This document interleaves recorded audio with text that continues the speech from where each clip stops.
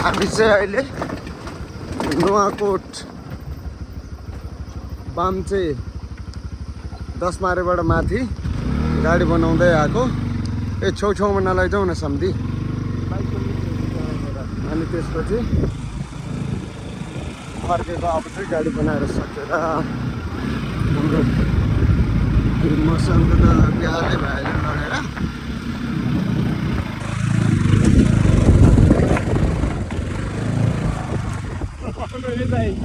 कहीँ अझै यस्तै छ।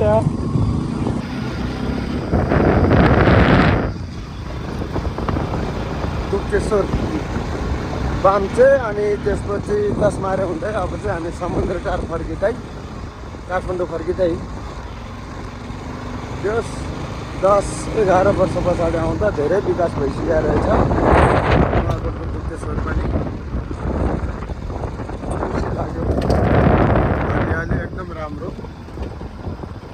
विकासको कामहरू भइराखेको छ।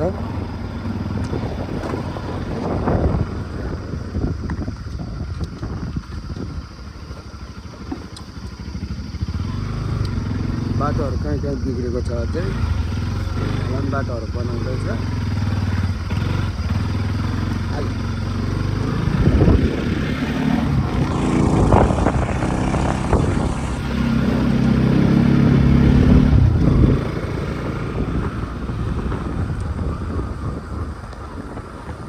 अब मेरो भ्लगिङ गर्ने चाहिँ यस्तै हो। अब कहिले कहिले यसो बाटोतिर आउँदा मात्रै हो। नेपाल सरकारलाई धन्यवाद दिनैपर्छ। आजभन्दा 10 वर्ष अगाडि आउँदाखेरि एकदम कच्ची बाटो थियो, अहिले धेरै राम्रो बनाइसकेको रहेछ। अब हिजो बेलुका 8:30 बजे काठमाडौँ बौद्धदेखि आएको। लगभग गाडी बिग्रेको ठाउँमा पुग्नलाई चाहिँ हामीलाई 2 नै बज्यो होइन साथी? 2 नै बज्यो। त्यो पनि ठिकै छ। अब खानापिना राम्रै भयो, काम पनि राम्रैसँग सक्सेसफुल। ल भाइ बहिनीहरू स्कुलबाट पढेर फर्किँदैछन्। एकदम सुन्दर हरियाली गाउँपालिका।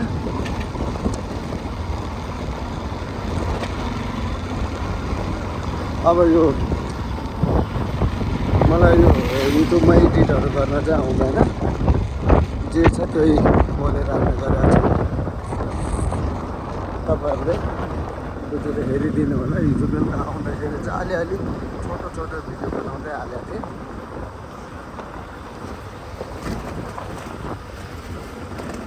भूकम्प जाने बेलामा आइपुगेको थियो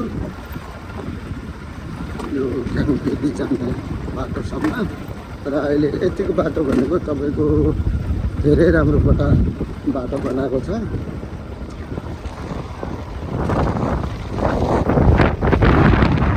विकासको कार्यहरू राम्रो हुँदैछ। अब हामी कहाँ आइपुग्यौँ? समुद्र टार आइपुग्न लाग्यो होइन? तादी खोला 10 माइल खोला हो। नुवाकोट ब्लक है यो चाहिँ। नुवाकोटको पनि यता तपाईँको दुप्तेश्वर गाउँपालिका समुद्र टार अहिले धेरै विकास भइसकेको रहेछ। लगभग 11 वर्ष समथिङमा आउँदाखेरि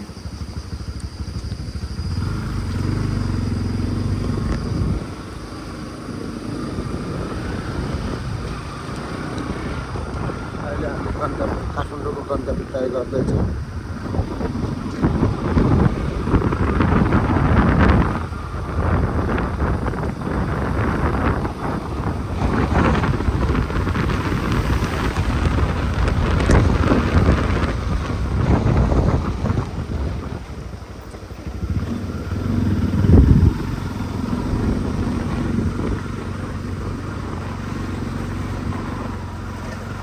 हिजो बेलुका यो के ठाउँ भनेको थियो नि, यो ठाउँ अहिले बोर्डमा देखाउँला।